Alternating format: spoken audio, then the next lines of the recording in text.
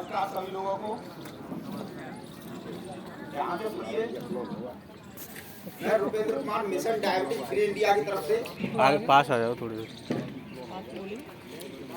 आप से बोलिए।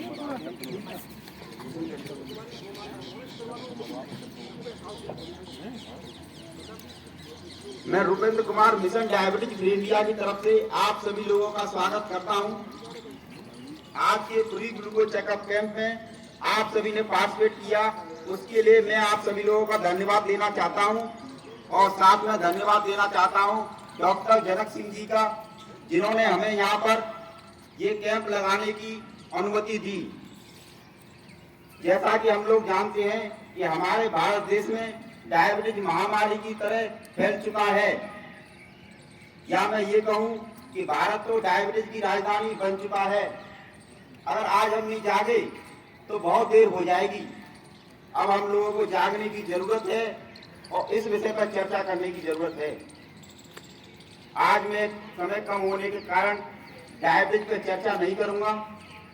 अगर जिसको डायबिटीज के बारे में जानकारी चाहिए वो हमसे अलग से मिल सकते हैं, या हमारा ऑनलाइन प्रोग्राम होता है उसको अटेंड करके डायबिटीज की जानकारी ले सकते हैं। आज हम चर्चा करने वाले हैं प्री डायबिटीज के बारे में। अब आप में तो कुछ लोग सोच रहे होंगे ये प्री डायबिटीज क्या है। डायबिटीज तो सुना है, ये प्री डायबिटीज क्या है। प्री डायबिटीज की पूर्व अवस्था होती है, क्योंकि डायबिटीज अचानक नहीं होता है। डायबिटीज से पहले हमारे शरीर के अंदर प्री डायबिटीज होता है, जो कुछ इंसान में 3 से लेकर 4 साल तक और कुछ लोगों में 5 से लेकर 7 साल तक होता है। हमारे भारत में लगभग 48 करोड़ लोग प्री डायबिटीज के हो सकते हैं। अब आप लोग सोच रहे होंगे मैं ये किस आधार पर कह रहा हूँ। जैसा कि हम लोग जानते हैं कि अमेरिका एक विकसित देश है, वहाँ पर सभी का मेडिकल इंश्योरेंस होता है और मेडिकल चेकअप भी होता है। अमेरिकन डायबिटीज एसोसिएशन द्वारा एक रिपोर्ट दी गई है, जिसमें ये बताया गया है कि वहाँ की जनसंख्या का 11.2% लोगों को डायबिटीज है। परंतु इस रिपोर्ट में चौंकाने वाली बात यह है कि वहाँ पर प्री डायबिटीज लोगों की संख्या डायबिटीज से 3 गुना है।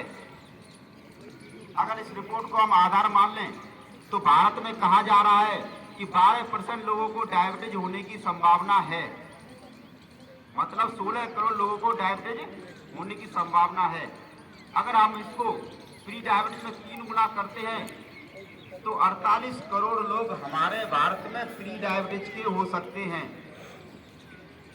ये बात तो कोरोना काल में भी साबित हुई थी कि लीलावती हॉस्पिटल मुंबई में, यहाँ बड़े बड़े अभिनेता का इलाज होता है, वहाँ के एक सुप्रसिद्ध डॉक्टर ने एक न्यूज चैनल में कहा था कि कोरोना काल में जिस उपचार प्रणाली का प्रयोग किया गया है और जो लोग तनाव से गुजरे हैं उनमें से 50% लोगों को डायबिटीज होने की संभावना है।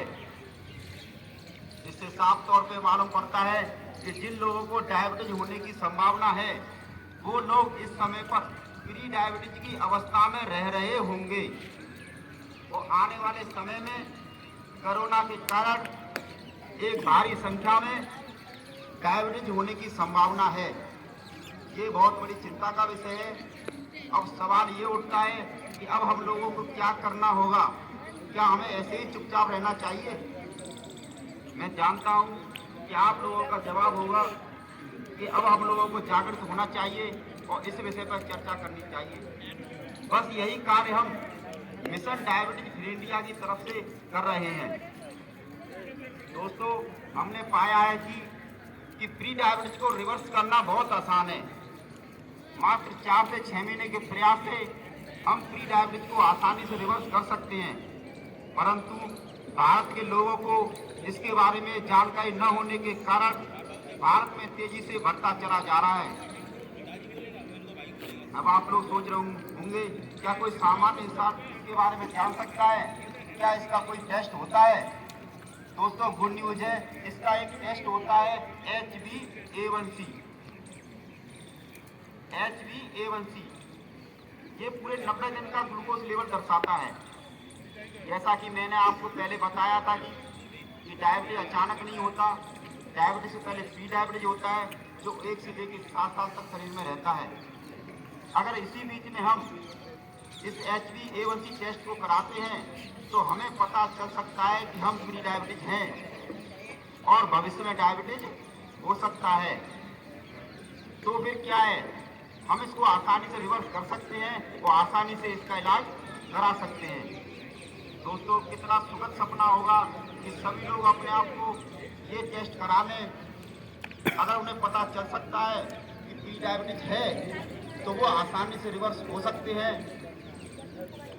दोस्तों, कितना सुखद सपना होगा कि सभी लोग इस टेस्ट को करा लें, वो अपने आप को रिवर्स कर लें तो भारत में डायबिटीज होगा ही नहीं, या मैं ये कहूँ कि न की बराबर होगा। क्या इस टेस्ट को सभी लोग करा सकते हैं? मुझे आवाज नहीं आई। मुझे लगता है सभी लोग इस टेस्ट को नहीं करा सकते हैं। तो आइए हम उन लोगों को बारे में जानते हैं जिन लोगों को यह टेस्ट 100% कराना चाहिए। पहले हैं वो लोग जिनके घर में डायबिटीज है। घर में मम्मी पापा, दादा दादी, नाना नानी, मौसी, मामा, चाचा, बुआ, भाई बहन, अगर इसमें से किसी को भी डायबिटीज है तो हमको ये टेस्ट जरूर कराना चाहिए। अगले हैं वो लोग जिनका रहन सहन सही नहीं है, देर रात तक जगते हैं और सुबह लेट उठते हैं और व्यायाम भी नहीं करते हैं। अगले हैं वो लोग जिनका खान पान सही नहीं है। अगर मैं खान पान की बात करूं तो हम लोग जानते हैं हमारे भारत में बड़ी बड़ी कंपनी है जो लाखों करोड़ों रुपए का टर्नओवर कर रही है।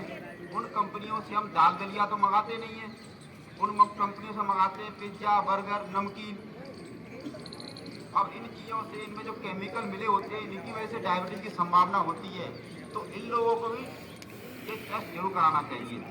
अगले हैं वो लोग जो प्रदूषण वातावरण में रहते हैं, केमिकल की फैक्ट्रियों में कार्य करते हैं, खदानों में कार्य करते हैं, कारखानों में कार्य करते हैं। इन लोगों को भी ये टेस्ट कराना चाहिए। अगले हैं वो लोग जो तनाव में रहते हैं। मैं छोटे मोटे तनाव की बात नहीं कर रहा हूँ, मैं ऐसे तनाव की बात कर रहा हूँ जो लंबे समय से उनके साथ हो। इन लोगों को ये टेस्ट जरूर कराना चाहिए। और अगले हैं वो लोग जो जिनके घर में खान पान से लेकर व्यायाम न करने से जिनकी दिनचर्या बिल्कुल तरह सही नहीं होती है, उन लोगों को भी ये टेस्ट जरूर कराना चाहिए। और मैं तो ये कहता हूँ हर 2 साल के अंदर प्रत्येक इंसान को ये टेस्ट जरूर कराना चाहिए। आइए अब बात करते हैं डायबिटीज के बारे में। समय न कम होने के कारण मैं, क्योंकि डायबिटीज के विषय में क्योंकि बड़ी भारी समस्या है और गंभीर विषय है, इसमें 2-3 घंटे का समय लग सकता है। फिर मैं कोशिश करता हूँ कम समय में आप लोगों को डायबिटीज की जानकारी दे सकें। हम सब लोग जानते हैं कि हमारा शरीर अरबों खरबों कोशिकाओं से मिलकर बना होता है, सेल्स से मिलकर बना होता है। अब इन सेल्स को कार्य करने के लिए ऊर्जा चाहिए होती है। हम लोग ये भी जानते हैं सेल्स कार्य के लिए ऊर्जा चाहिए। ये ऊर्जा मिलती है हमें ग्लूकोज से। किससे मिलती है?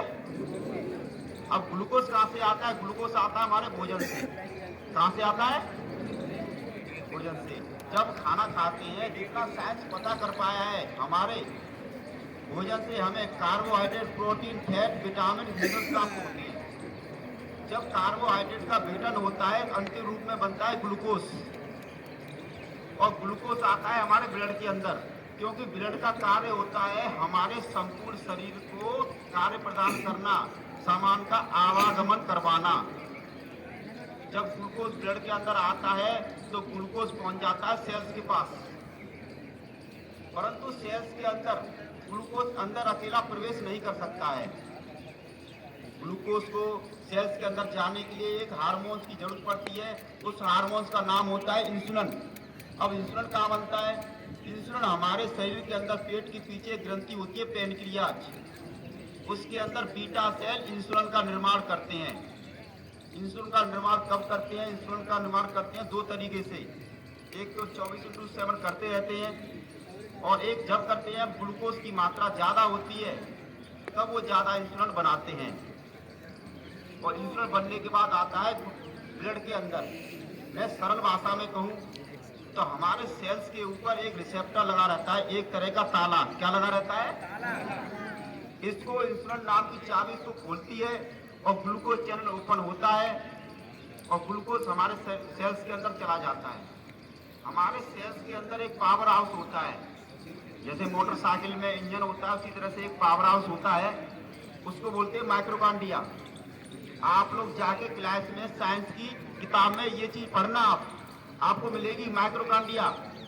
उस माइक्रोकांडिया के अंदर ऑक्सीजन की उपस्थिति में जब ग्लूकोज जलता है उससे हमें एटीपी प्राप्त होते हैं। उन एटीपी से ऊर्जा निकल के हमारे शरीर को ऊर्जा मिलती है। अब हम लोग समझ गए कि हमारा शरीर कैसे चलता है। भोजन से ग्लूकोज मिला, ग्लूकोज को इंसुलिन के साथ ले जाकर सेल्स के अंदर गया, ऊर्जा मिली, हमारा शरीर चलता है। अब हम बात करते हैं डायबिटीज होती कैसे है। अगर हम सामान्य लोगों से पूछा जाए कि डायबिटीज कैसे होती है तो उनका जवाब एक ही आएगा, इंसुलिन की कमी के कारण। परंतु आज इस प्रोग्राम के माध्यम से हमें डायबिटीज को बहुत अच्छी तरह समझना है।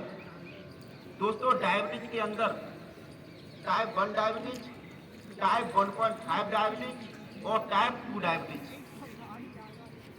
अब आप लोग सोच रहे होंगे कि टाइप 1 और टाइप 2 तो सुना है, टाइप 1.5 ये क्या है। दोस्तों, जैसे जैसे साइंस आगे बढ़ता चला जा रहा है, डायबिटीज के नए नए प्रकार सामने आ रहे हैं। टाइप 1.5 डायबिटीज जो लाड़ा मोड़ी के नाम से जाना जा रहा है, ये अक्सर 25 साल से लेकर 35 साल की उम्र में होता है, जिसमें डायरेक्ट इंसुलिन की कमी होती है। ये सबसे ज्यादा खतरनाक होता है। हमारे भारत में टाइप 1 डायबिटीज के जो बच्चों में होता है उसके 5% लोग हैं और टाइप 1.5 के अभी गणना नहीं हो पा रही है और टाइप 2 डायबिटीज के 80 से लेकर 95% लोग हैं। आज हम लोगों को टाइप 2 डायबिटीज को समझना बहुत जरूरी है। टाइप 2 डायबिटीज क्या? अगर हमने टाइप 2 डायबिटीज को नहीं समझा तो हम इसके कुछ चक्र में फंसते रहेंगे। दोस्तों, मैं आपको गुड न्यूज देना चाहता हूँ, टाइप 2 डायबिटीज की पूर्व अवस्था को ही हम प्री डायबिटीज कहते हैं। जब प्री डायबिटीज का रिवर्सल 4 से 6 महीने में हो जाता है तो डायबिटीज का भी रिवर्सल हो जाता है। उसके लिए थोड़ा सा समय ज्यादा लग सकता है। टाइप 2 डायबिटीज होता है इंसुलिन रेजिस्टेंस के कारण होने वाला डायबिटीज। जैसे हमने पहले भाग में देखा था कि हमारे भोजन से ग्लूकोज मिला और बीटा सेल ने इंसुलिन बनाए, इंसुलिन सेल का गेट खोला और ग्लूकोज सेल्स के अंदर जाके ज्वलन हुआ। अब किसी कारण से हमारा गेट रिसेप्टर खराब हो जाता है। हम कारणों की बात नहीं करेंगे अभी, क्योंकि समय हमारे पास कम है। अब किसी कारण से रिसेप्टर खराब हो जाता है तो हमारे ब्लड में ग्लूकोज लेवल बढ़ता है। जब ग्लूकोज लेवल बढ़ता है, हमारे सेल्स को ग्लूकोज नहीं मिलता है तो हमारे सेल्स को एनर्जी नहीं मिलती है। जब एनर्जी नहीं मिलती है तो हमारे शरीर को थकान होना स्टार्ट होता है। जब हमारी थकान बार बार होती है, डायबिटीज का पहला लक्षण होता है बार बार थकान होना। जब बार बार थकान होती है, सेल्स माइंड को संकेत देते हैं हमारे पास ग्लूकोज नहीं है, ग्लूकोज का इंतजाम किया जाए। तो माइंड भोजन का इंतजाम करते हैं। जब हम बार बार भोजन करते हैं तो दूसरा लक्षण होता है बार बार भोजन करना। जब हम बार बार भोजन करते हैं तो हमारे ब्लड में ग्लूकोज लेवल ज्यादा बढ़ता है। जब ज्यादा बढ़ता है तो हमारे शरीर की स्वयं की प्रक्रिया होती है कि जो चीज ज्यादा होती है वो बाहर निकलती है। इसलिए बार बार यूरिन के लिए जाना पड़ता है, क्योंकि ग्लूकोज यूरिन के द्वारा बाहर निकलता है। इसलिए तीसरा लक्षण होता है बार बार यूरिन के लिए जाना, पेशाब के लिए जाना। जब हम बार बार पेशाब के लिए जाते हैं तो हमारे गुप्तांगों पे इन्फेक्शन होता है। इसका अगला लक्षण होता है बार बार इन्फेक्शन होना। जब ये सारी प्रक्रिया बार बार होती है तो हमारी ज्यादा प्रक्रिया बार बार होती है तो हमें ज्यादा थकान होती है, तो हमारा ग्लूकोज लेवल बढ़ता है, तो हम जाते हैं डॉक्टर के पास। मैं आप लोगों को एक बात और बताना चाहता हूँ।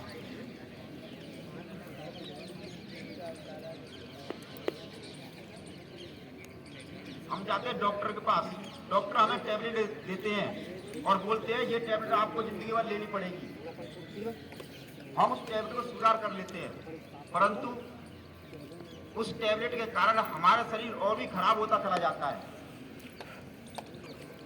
जो हमारे बीटा सेल डैमेज होते चले जाते हैं, वो अंत में बीटा सेल भी डैमेज हो जाते हैं। समय कम होने के कारण हम लोग रिवर्सल की बात करते हैं कि जिससे डायबिटीज ही ना हो, ऐसे क्या नियम है। हमारे डॉक्टर साहब का कहना है कि हमें अपने जीवन में 5 समय बिल्कुल फिक्स कर लेने चाहिए। जो बात मैं कह रहा हूँ वो आपको रोजाना फॉलो करनी है। हमें 5 समय फिक्स कर लेने चाहिए। सुबह उठने का, सुबह के खाने का, दोपहर को खाने का और शाम को खाने का और रात को सोने का, सभी लोग फिक्स करेंगे। इसके साथ में हमें खाने में पोषक तत्वों का विशेष ध्यान रखना चाहिए और हमें खाने में 20 से 25 मिनट का समय देना चाहिए। और मैं तो ये कहता हूँ सब लोगों को अपने अंदर एक संस्कार डालना चाहिए कि हमें भोजन करने से पहले भोजन को ग्रहण करने से पहले भोजन को नमन करना चाहिए। क्या करना चाहिए? क्योंकि भोजन से हमें ऊर्जा मिलती है। हमें एक भोजन से दूसरे भोजन में कम से कम 4 घंटे का अंतर रखना चाहिए और रात के भोजन से लेकर सुबह के भोजन में कम से कम 12 से 16 घंटे का अंतर रखना चाहिए। और हमें रात में 6 से 7 घंटे अच्छी नींद लेनी चाहिए और जो सुबह 40 से लेकर 45 मिनट का योगा प्राणायाम करना चाहिए। मॉर्निंग वॉक, योगा प्राणायाम करना चाहिए। मैं आशा करता हूं कि आप लोगों ने जो बात मैंने बताई है आप लोग उस पर ध्यान देंगे, क्योंकि यह हमारे भविष्य के लिए बहुत जरूरी है। इसलिए मैं आप लोगों से आशा करता हूं कि आप भी मेरी तरफ संकल्प लेंगे और जो नियम मैंने बताए हैं उसको फॉलो करेंगे। समय कम होने के कारण मैं आप सभी लोगों का धन्यवाद करना चाहता हूं कि आप लोगों ने कीमती समय दिया जिससे हम इस बारे में बात कर पाएं। हमें साथ में डॉक्टर जनक सिंह जी का धन्यवाद देना चाहता हूं कि उन्होंने अपना कीमती समय दिया जिससे आज हम इस प्रोग्राम को कर पाए। इसी के साथ मैं अपने शब्दों को विराम देता हूं। धन्यवाद।